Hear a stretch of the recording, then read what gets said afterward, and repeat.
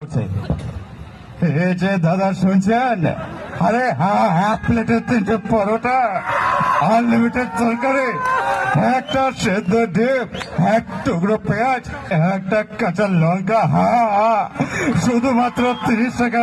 আরে যেখানে ট্রেনের টিকিটও হবে না।